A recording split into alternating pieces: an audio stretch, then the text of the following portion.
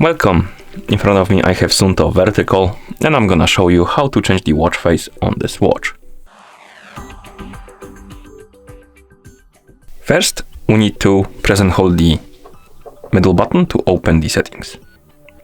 Once the settings open, we can scroll through the menu, find the Customize option, and once you find it, tap on it to enter.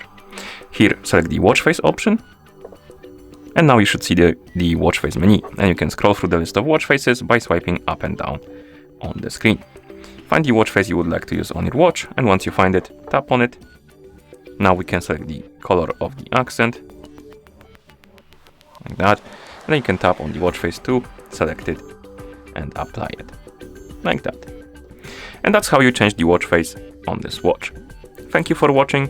If you found this video helpful, please consider subscribing to our channel and leaving a like on the video.